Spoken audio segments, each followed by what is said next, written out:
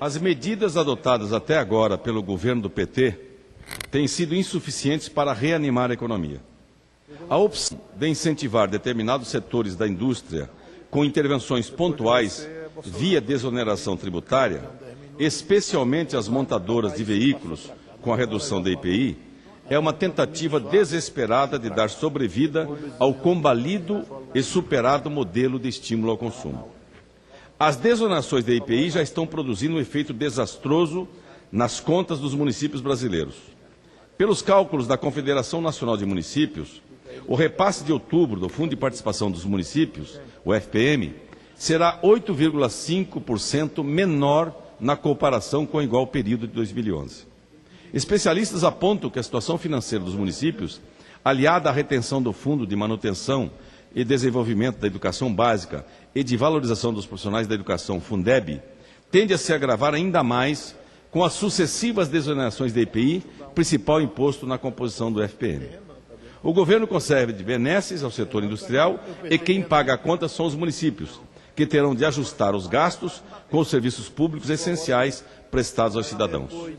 A situação é preocupante porque ocorre em um ano de final de mandato dos atuais prefeitos, dentro de um contexto de pressão das despesas devido a novas obrigações assumidas pelos municípios. Mas, em vez de endurecer as regras com os setores privilegiados com desonerações tributárias, a presidente Dilma Rousseff preferiu punir a população mais carente ao vetar a desoneração do PIS, PASEP, IPI e CONFINS dos produtos que compõem a cesta básica.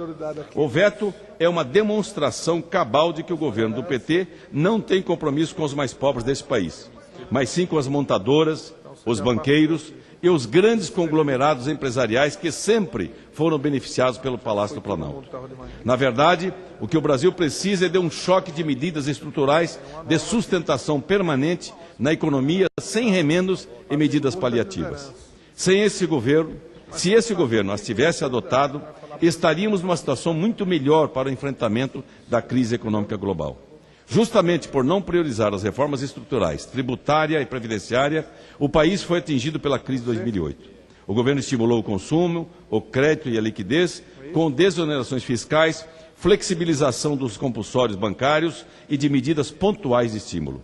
Ao eleger alguns setores para a concessão de estímulos, desperta a sensação nos segmentos não incluídos de que foram deixados para trás. As desonerações pontuais estão criando uma confusão nas cadeias produtivas e gerando insegurança no empresariado. Não é possível incentivar o desejo empreendedor somente com redução de juros. Empresário somente investe se houver desoneração tributária, com a eliminação definitiva de absurdos como os impostos em cascata. É necessária uma eficaz reforma tributária que elimine distorções como a incidência sobre a mesma base de distintos impostos e taxas.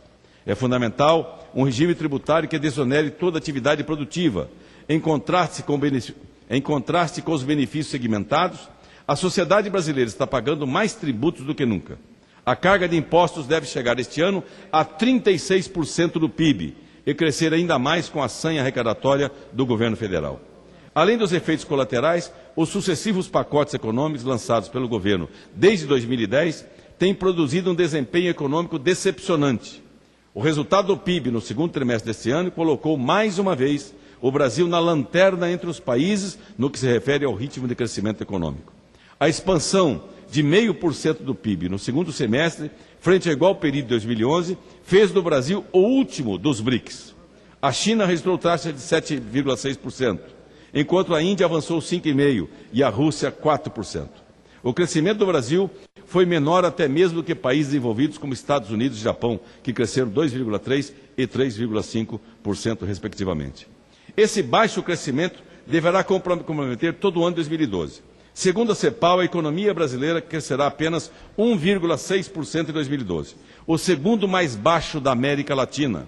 Segundo a mesma CEPAL, o crescimento da América Latina em 2012 deverá crescer cerca de 3,2% contra 4,3% em 2011, devido principalmente à desaceleração da Argentina de 2% e o Brasil 1,6%, que juntos têm peso considerável no PIB da região.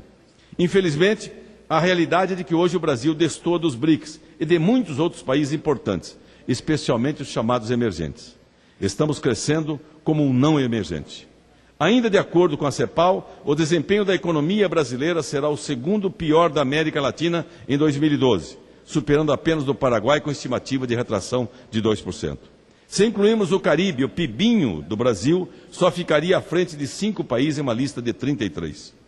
Esse baixo crescimento reflete uma piora considerável em alguns fundamentos da nossa economia, notadamente no que se refere ao afrouxamento da política fiscal, ao baixo nível de investimento e ao relaxamento quanto às nossas preocupações frente à elevação da inflação. Ao longo dos últimos anos, o governo tem elevado seus gastos como proporção do PIB. As metas de superávit fiscal têm sido conseguidas pela elevação constante da carga tributária, ou seja, a população tem pagado mais esta conta. A dívida bruta brasileira tem se elevado e está beirando os 60% do PIB, algo preocupante para um país que não está em crise. A principal e mais danosa fonte de elevação da nossa dívida bruta tem sido as constantes liberações de recursos para o BNDES, Banco do Brasil e Caixa Econômica. O governo aumenta a sua dívida e transfere esses recursos para os bancos públicos a taxas menores do que ele paga. Se tal medida era aceitável em momentos de crise, como em 2008, ela transformou-se em rotina com o aumento da oferta do crédito. Só este ano será injetado 61 bilhões de reais nos 3 bancos.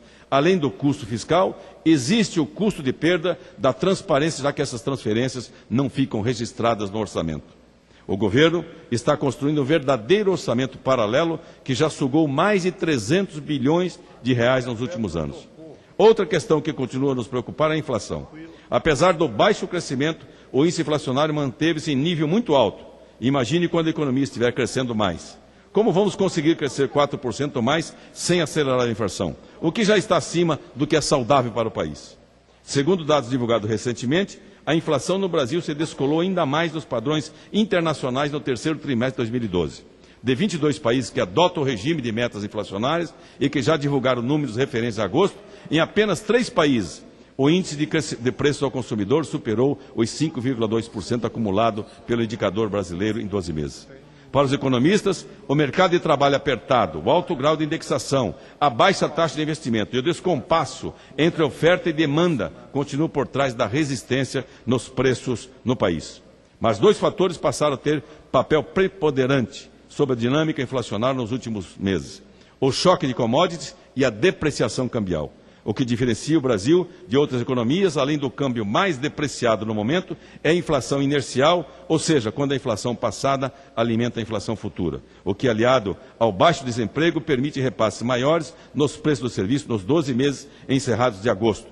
O grupo de preços formado por aluguel, mensalidade escolar, cabeleireiro e empregado doméstico subiu 7,9% do IPCA. A grande maioria das economias latinas, por exemplo, estão crescendo acima de 5% e investindo entre 26% e 28% do PIB. Com a taxa de investimento da economia brasileira, qualquer aumento de demanda gera pressões inflacionárias. A nossa política cambial, apesar da ligeira melhora, ainda atrapalha a competitividade de nossos produtos, concorrendo sobremaneira para elevar nossas preocupações quanto ao processo de desindustrialização pelo qual passa o nosso parque fabril. Os desafios em relação ao crescimento econômico são inúmeros. Para que o Brasil não sucumba à crise financeira internacional e cresça, o governo tem que corrigir rumos e reconhecer os erros. Os incentivos e desonerações precisam ser concedidos a todos os setores da economia indistintamente. Esse equilíbrio é fundamental para avançarmos no rol dos países desenvolvidos. Era isso, senhor presidente. Muito obrigado.